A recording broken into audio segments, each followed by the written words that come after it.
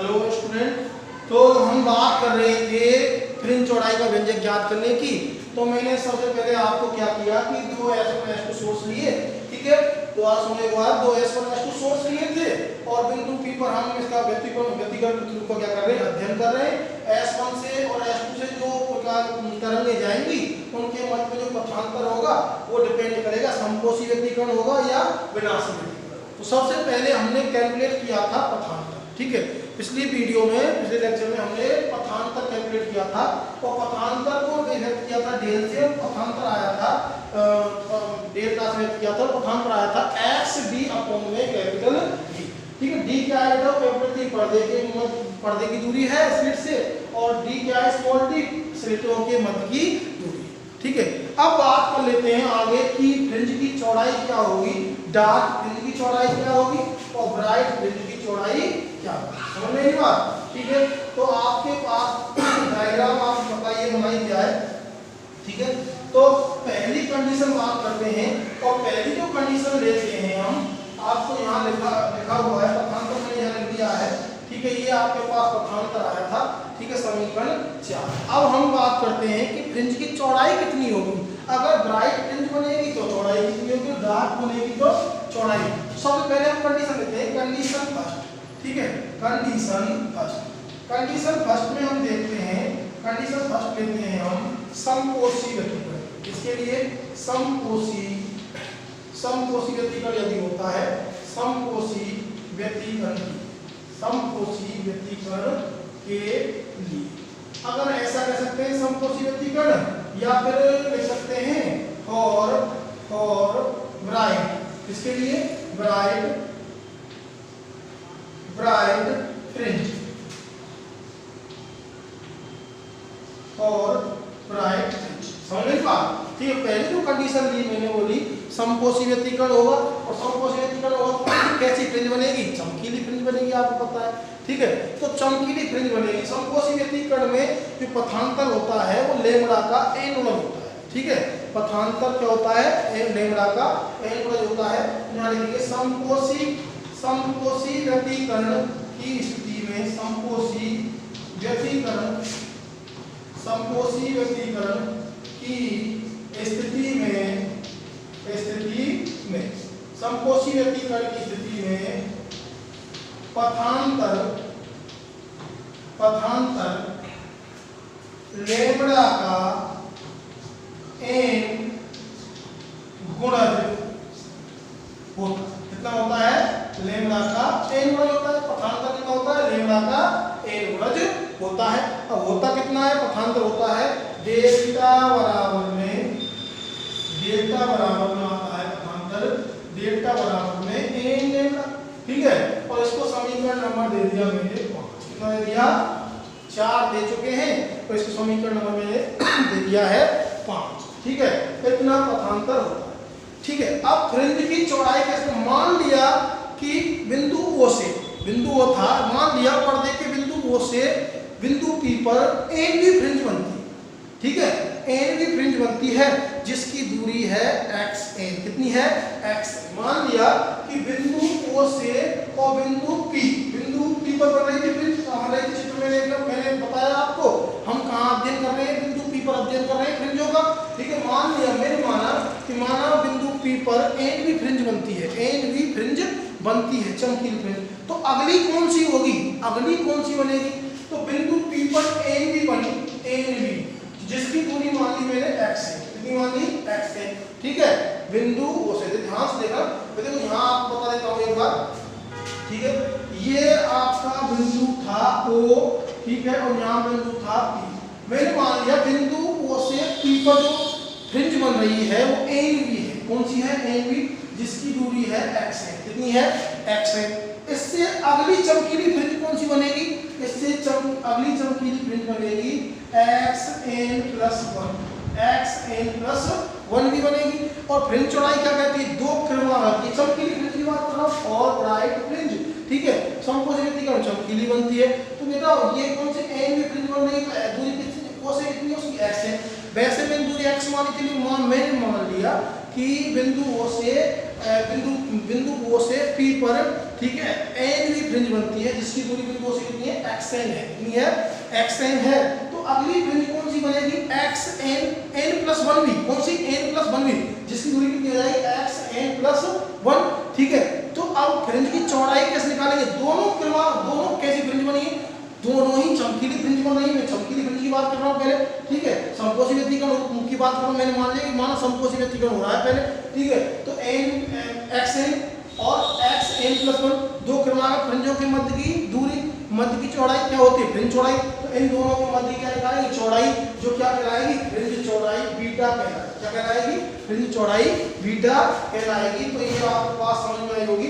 तो जस्ट आप बताएं, आप समझ में आ रहा है, मान लिया तो मैंने मान लिया एन भी फ्रिंज है, वो से बिंदु P पर एन भी फ्रिंज है, मतलब एन भी फ्रिंज की चौड़ाई मान लिया 5 मीटर, कितनी है, 5 मीटर, ठीक है। अगली फ्रिंज कौन सी बनेगी, n+1 की, उसकी मान ली मैंने 7 मीटर, कितनी मान ली, 7 मीटर। तो दोनों के मध्य की चौड़ाई कितनी होगी ना, तो 7 माइनस में 5, इस प्रकार से निकालेंगे, पहले एन भी फ्रिंज निकालेंगे, ठीक है, और फिर निकालेंगे n+1 भी, और फिर निकालेंगे फ्रिंज की चौड़ाई, क्या निकालेंगे, फ्रिंज की चौड़ाई। तो यहाँ लिखिए, माना बिंदु O से P पर बनने वाली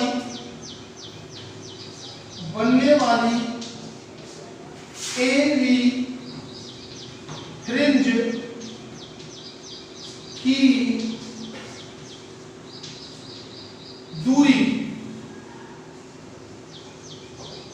xn है, कितनी है, xn है, समझ में आप, जब दूरी कितनी है, xn है, तो दूरी xn है, तो आपके पास दूरी xn निकल के आ गई है। तो पथांतर यहाँ से यूज करेंगे डेल्टा बराबर में, तो डेल्टा बराबर में क्या आ जाएगा, डेल्टा बराबर में कौन सी बनेगी, xn दूरी की, यहाँ x की जगह रख देंगे, d बटे में यहाँ a नीचे लगाएंगे n, समझ में नहीं बात, xn और d बटे में कैपिटल D, ठीक है। यहाँ से xn का मान ज्ञात कर लेंगे, कोई बात नहीं, मान मत करो, ठीक है। तो ये भी पथांतर है, इसको समीकरण नंबर दे देंगे 6, ये भी पथांतर है, ये भी एन भी फ्रिंज का पथांतर है, और ये भी एन भी फ्रिंज का पथांतर है, ठीक है। जब ये भी एन भी फ्रिंज का पथांतर और ये भी एन भी फ्रिंज का पथांतर है, तो दोनों ही क्या होंगे, बराबर होंगे, क्या होंगे, बराबर होंगे, समझ में आएगा, ठीक है। तो समीकरण 4 और 5 से दोनों क्या होंगे, बराबर होंगे। तो ये भी एन भी समकोशी व्यतिकरण में, ये एन भी फ्रिंज का पथांतर है, और ये भी एन भी फ्रिंज का पथांतर में बताइए, एन भी फ्रिंज की दूरी कितनी है, xn है, मान लीजिए एन भी फ्रिंज बन रही है, कितनी बन रही है, एन भी फ्रिंज बन रही है, तो ये भी xn d upon capital D, तो दोनों बराबर, समीकरण 5 और 6, समीकरण 5 व 6 से बात कर लेते हैं। तो देखो क्या आ जाएगा, तो दोनों को बराबर कर देते हैं, यहाँ n lambda xn d upon में n d upon capital D बराबर में n लैम्डा, यहाँ से xn का मान निकालिए, xn बराबर में आ जाएगा आपके पास n lambda capital D upon में स्मॉल d, ये आ जाएगा आपके पास xn का मान, किसका मान आ जाएगा, xn का मान आ जाएगा, और इसको समीकरण नंबर दे देंगे कितना, 7, कितना दे देंगे, 7, ठीक है। ये मान आ रहा है इसका, xn का मान आपने यहाँ निकाल लिया।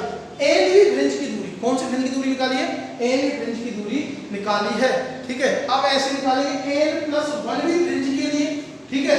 इसी प्रकार n+ बिंदु P पर बनने वाली n+1 भी फ्रिंज के लिए, कौन सी फ्रिंज के लिए, n+1 भी फ्रिंज के लिए। तो क्या रख देंगे n की जगह पे, n+1 रख देंगे, क्या रख देंगे, n+1 रख देंगे। ये तो किसके लिए, n भी फ्रिंज के लिए, ठीक है। तो अब n+1 भी फ्रिंज के लिए, तो मैं यहाँ से मिटा दूँ उसको, तो मैं इसको मिटा रफ कर रहा हूँ, आप एक बार उतार ले फटाफट, ठीक है। तो इसको मैं रफ कर देता हूँ। अब बात करेंगे अगली जो चमकीली फ्रिंज बनेगी, तो एन भी फ्रिंज है, ठीक है, xn दूरी है, तो अगली जो फ्रिंज, तो n+1v फ्रिंज के लिए कुछ नहीं करना है, और यहाँ आ जाएगा xn+1 रख देंगे, यहाँ 1x n प्लस में 1 कोष्टक बंद कर देंगे। ठीक है, यहाँ n आ रहा है तो यहाँ n प्लस 1 आ जाएगा, n प्लस में 1। ठीक है, यहाँ आ जाएगा लेमड़ा कैपिटल डी अपोन में स्मॉल डी। समीकरण 7 था, समीकरण नंबर 8 है। क्या जाएगा समीकरण नंबर 8। अब दो क्रमागत फ्रिंज मिल गई चमकीली, एक n भी थी और एक कौन सी थी, n प्लस 1 भी। इन दोनों के मध्य की दूरी क्या कहलाएगी, फ्रिंज चौड़ाई कहलाएगी। ठीक है, तो ध्यान रखेंगे दो क्रमागत चमकीले फ्रिंजों के मध्य की दूरी दो क्रमागत चमकीली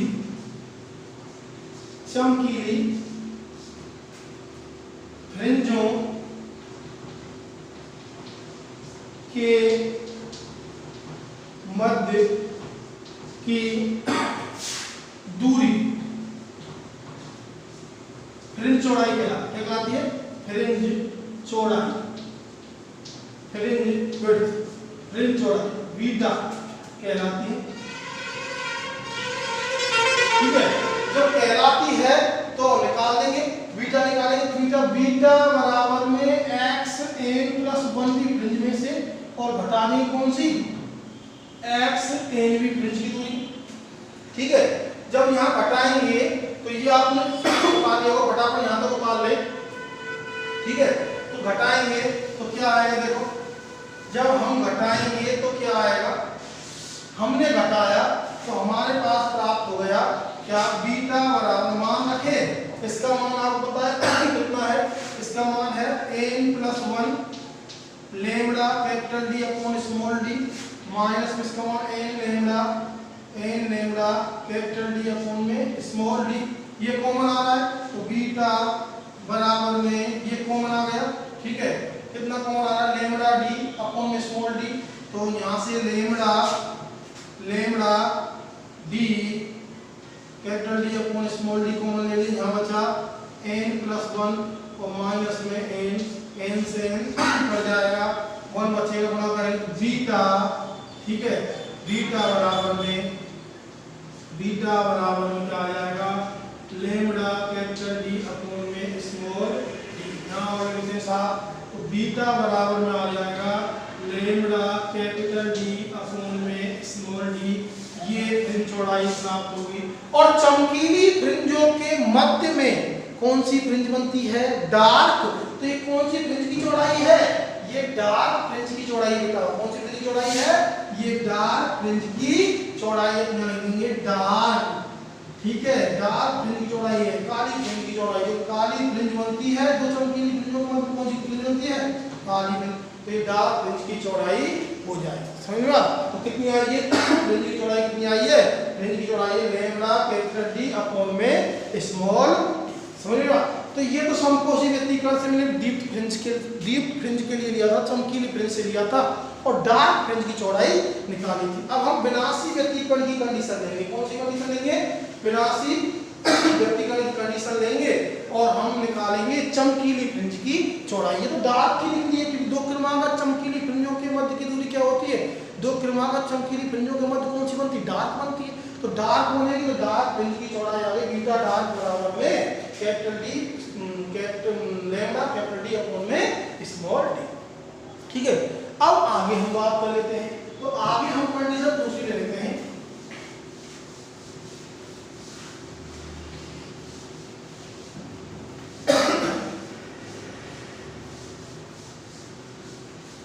ठीक है, अगली कंडीशन की बात करते हैं। देखो अपने पास पथांतर आया था, मैं साइड में लिखता हूं, पथांतर कितना निकल के आया, चित्र से पथांतर निकल के आया डेल्टा बराबर में, पथांतर निकल के आया डेल्टा बराबर में x d अपॉन में कैपिटल ये निकल के आया। ठीक है, ये याद रखो। तो कंडीशन सेट है, तो कंडीशन सेकंड थी विनाशी व्यतिकरण। किसके लिए, विनाशी व्यतिकरण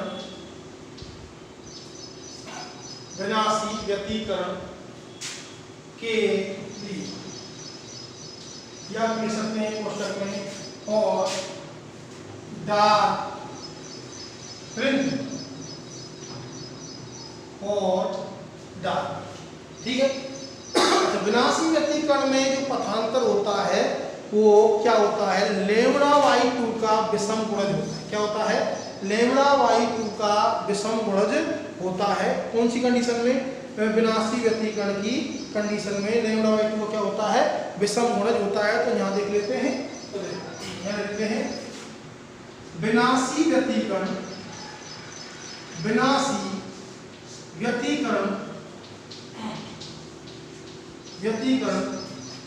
की स्थिति में पथांतर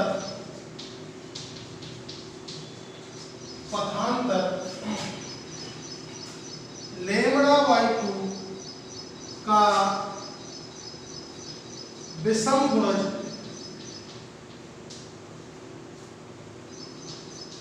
होता है।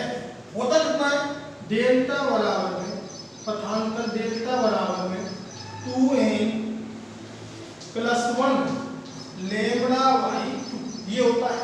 ठीक है, इसको आप नेक्स्ट समीकरण डाल सकते हैं, जहां तक डाल लिया। ठीक है, जो भी समीकरण आपका बने उसको वहां तक आपका 8-9 समीकरण आता है, समीकरण नंबर डाल देते हैं 10। ठीक है, समीकरण नंबर डाल देते हैं इसको 10। आगे बात करते हैं कि मान लिया एनवी फ्रिंज बन रही है।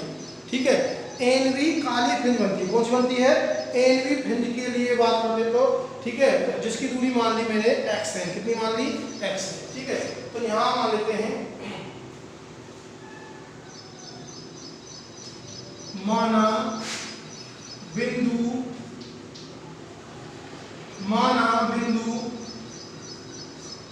P पर एनवी काली फ्रिंज बनती है, जिसकी दूरी xn है। कितनी है, xn है। तो हम पथांतर हमारे यहाँ था, इसमें क्या रखेंगे, एन फ्रिंज के लिए xn रख देंगे। क्या रखेंगे, xn रख देंगे। तो मैंने यहाँ लिख दिया, बताओ xn, तो यहाँ आ जाएगा डेल्टा बराबर में xn स्मॉल d अपॉन में कैपिटल D, यहाँ n लगा। ठीक है, सही बात। इसको समीकरण नंबर दे दिया क्या, ये भी पथांतर है और ये भी क्या है, पथांतर। ये भी डार्क फ्रिंज का पथांतर है। ठीक है, ये फ्रिंज का पथांतर है और ये भी क्या, डार्क हो जाए तो हमको पता ही नहीं कैसी बन रही है। और ये भी क्या है भैया, पथांतर है। तो दोनों ही क्या होंगे, ये बराबर होंगे। तो दोनों क्या कर देंगे, बराबर कर देंगे। तो समीकरण 10 और 11 से समीकरण 10 व 11 से बात कर लेते हैं। तो समीकरण 10 में 11 से बात करेंगे तो यहाँ रख देंगे। ठीक है, 2n xn d अपॉन में कैपिटल D बराबर में आ जाएगा यहाँ 2n + 1 और यहाँ λ/2। ठीक है, ये आपके पास आ जाएगा। समझ में बात। ठीक है, जब ये आपके पास आ जाएगा तो आप यहाँ से xn का मान निकालेंगे। xn बराबर कितना आ जाएगा, xn बराबर आ जाएगा 2n + 1 कोष्टक 1 lambda capital D upon में क्या आ जाएगा, 2D। क्या आ जाएगा, 2। ठीक है, इसको समीकरण नंबर 11 दे देंगे। समीकरण नंबर क्या देंगे, समीकरण नंबर 12। इसको समीकरण नंबर दे दिया। ये तो एनवी फ्रिंज की दूरी आई, कौन सी फ्रिंज की, एन। अब n + 1 भी फ्रिंज के लिए, तो n की जगह क्या रख देंगे, n + 1 रख देंगे। तो यहाँ तक आप पारो फटाफट। n + 1 भी फ्रिंज के लिए निकालेंगे, काली फ्रिंज। तो क्रमागत काली फ्रिंज बनेंगे, तो n भी, और अगली कौन सी बनेगी, n + 1 भी। तो उनके मध्य की जो चौड़ाई होगी वो क्या होगी, फ्रिंज चौड़ाई। कौन सी फ्रिंज की होगी, चमकीली फ्रिंज। कौन सी होगी, चमकीली फ्रिंज की चौड़ाई होगी बेटाओ। तो मैंने बात की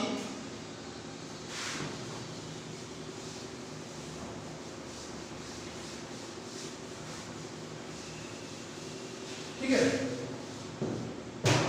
तो मैंने बात की n + 1v फ्रिंज के लिए, n + 1v फ्रिंज के लिए बात करें तो आ जाएगा एक्स एन प्लस 1 बराबर में 2, यहाँ ऐसे लेंगे 2 एन प्लस 1 रख देंगे एन जगह पे प्लस 1, ऐसे बंद कर देंगे लेमड़ा कैपिटल डी। यहाँ मैंने एन प्लस 1 रखा है एक जगह पे अपॉन में 2d, तो आ जाएगा 2n प्लस 2 प्लस 1, तो 2n प्लस में 3, तो x n प्लस में 1 बराबर में 2n प्लस में 3, ठीक है, lambda D capital D upon में 2d। इसको समीकरण नंबर दे देंगे 13, क्या दे देंगे, समीकरण नंबर 13 दे देंगे। अब समीकरण नंबर 12 है तुम्हारे पास, 13 है, तो फ्रिंज चौड़ाई कैसे निकालेंगे, ठीक है, अतः फ्रिंज चौड़ाई, अतः आप लिख सकते हैं दो काली फ्रिंजों के मध्य की चौड़ाई, दो काली फ्रिंजों के मध्य की चौड़ाई, फ्रिंज चौड़ाई कहलाती है दो काली फ्रिंजों के मध्य क्रमागत, क्या लिखा है, क्रमागत, दो क्रमागत, ठीक है, दो क्रमागत काली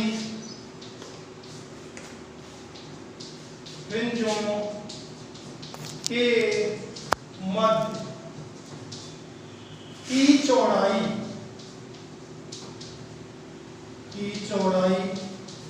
फ्रिंज चौड़ाई क्या कहलाती है, फ्रिंज चौड़ाई बीटा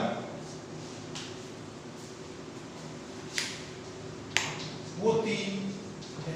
जैसे कि पहले था सेम टू सेम हम निकाल लेंगे बीटा बराबर में x n plus 1 n plus 1 भी, और घटा देंगे एन भी फ्रिंज को।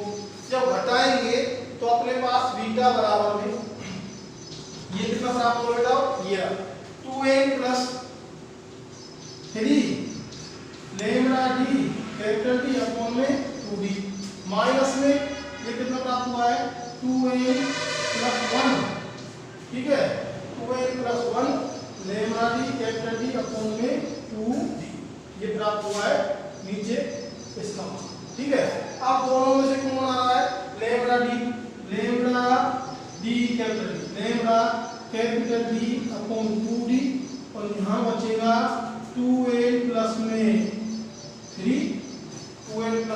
3 माइनस में 2n, माइनस करना होगा ना, माइनस में 2n और माइनस में, ठीक है, ये आपके पास यहाँ बच जाएगा 2n से 2n से 3 माइनस 1 2, तो ये आपके पास आ जाएगी, फ्रिंज चौड़ाई कितनी रहेगी, बीटा बराबर में, यहाँ तक आपने उतार लिया होगा, फटाफट उतारे,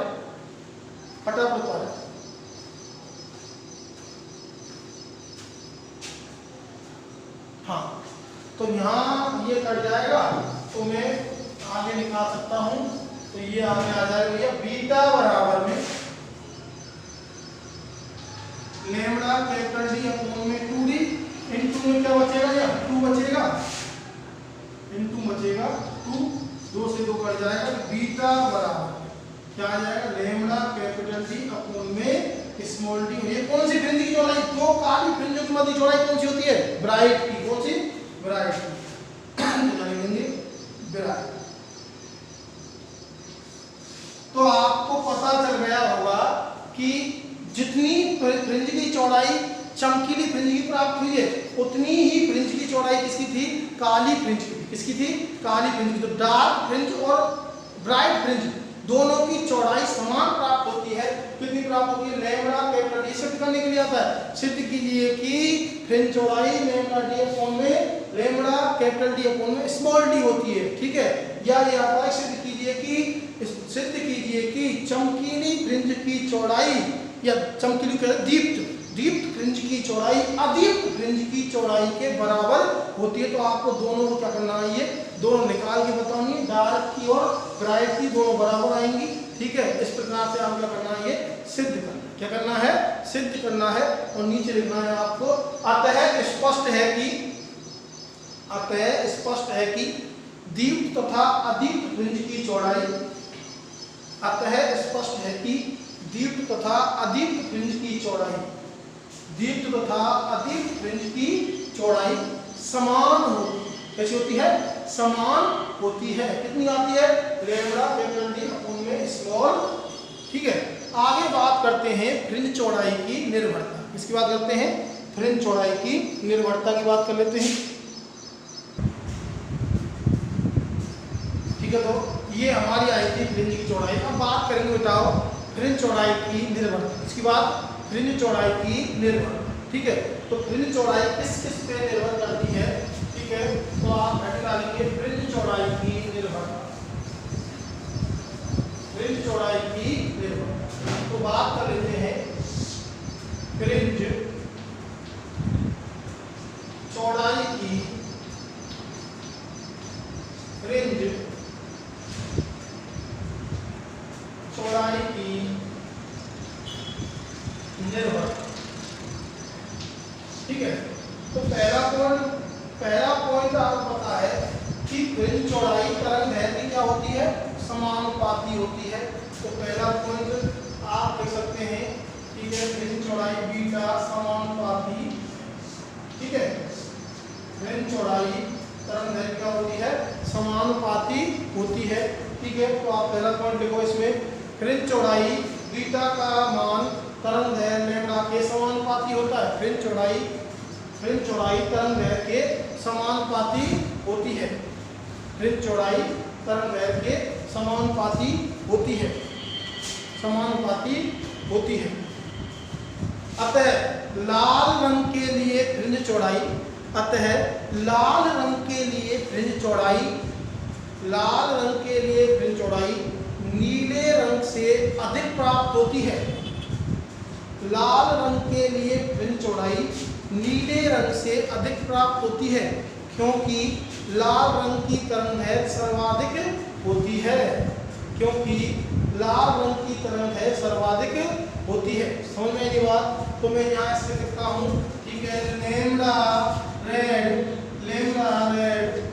greater than lambda red greater than lambda blue. समझ में बात? Lambda red greater than lambda blue. तो लाल रंग की तरंगदैर्घ्य सर्वाधिक होती है। मैंने आपको पढ़ाया था वहाँ डिस्पर्सन ऑफ लाइट पढ़ाया था, वेवलेंथ पढ़ाया था। मैंने बताया था कि सबसे ज्यादा तरंगदैर्घ्य किसकी होती है? लाल की। कितनी? 7800 एंगस्ट्रॉम होती है। कितनी होती है? 7800। सबसे कम किसकी होती है? बैंगनी की। कितनी? 3800 एंगस्ट्रॉम, लगभग में 3800 एंगस्ट्रॉम होती है बेटा। ठीक है, तो यहाँ फ्रिंज चौड़ाई की बात करें तो फ्रिंज चौड़ाई की हो जाएगी बीटा रेड ग्रेटर देन। ठीक है, तो लाल रंग की जो फ्रिंज है वो स्पष्ट दिखाई देती है। ठीक है, बीटा ब्लू। समझ में बात? ये आ जाएगी आपकी फ्रिंज चौड़ाई। ठीक है, तो रेड के लिए क्या होगी? सर्वाधिक होगी तरंगदैर्घ्य। तो फ्रिंज चौड़ाई सबसे अधिक की होती है रेड रंग की जो फ्रिंजें बनती है। ठीक है, उसके लिए होती है क्लियर स्पष्ट फ्रिंजें दिखाई देती है। अगली बात, फ्रिंज चौड़ाई स्लिट और पर्दे के मध्य की दूरी कैपिटल डी के समानुपाती होती है। ठीक है, फ्रिंज चौड़ाई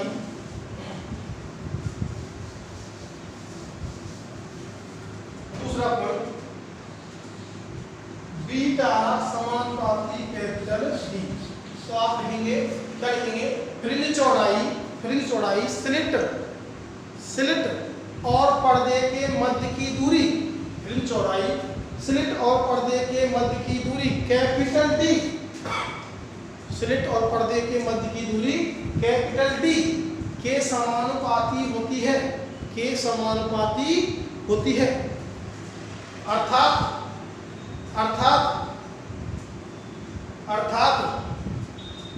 पर्दे की दूरी बढ़ाने पर,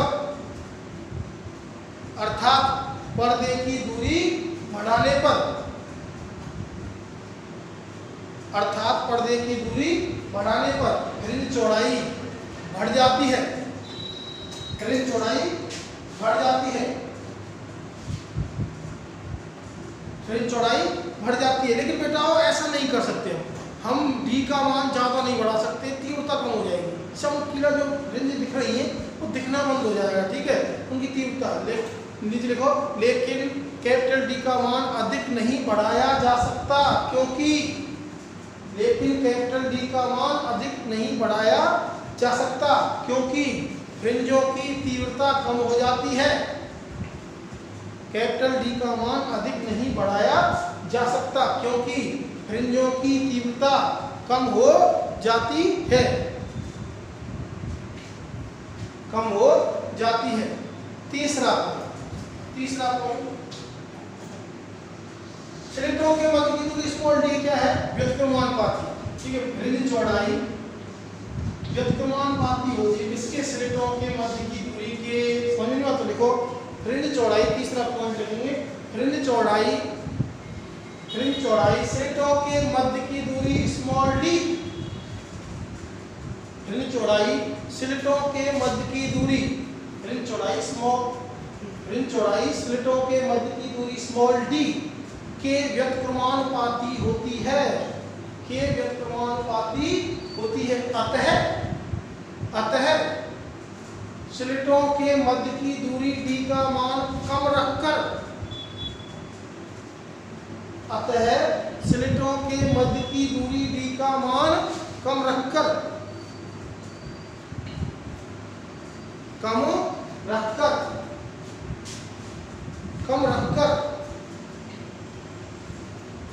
फ्रिंज चौड़ाई बढ़ाई जा सकती है, फ्रिंज चौड़ाई बढ़ाई जा सकती है, फ्रिंज चौड़ाई बढ़ाई जा सकती है, ठीक है।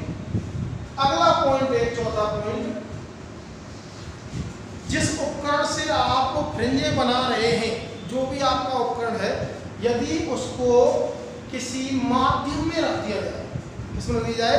माध्यम में रख दिया जाए, जिसका अपवर्तनांक n है। कितना है? n। ध्यान सुनना इस पॉइंट को बेटा, ध्यान सुनना भाई। आप अब तक तो आप वायु में कर रहे थे, किसमें? वो उपकरण कहाँ रखा था? वायु में।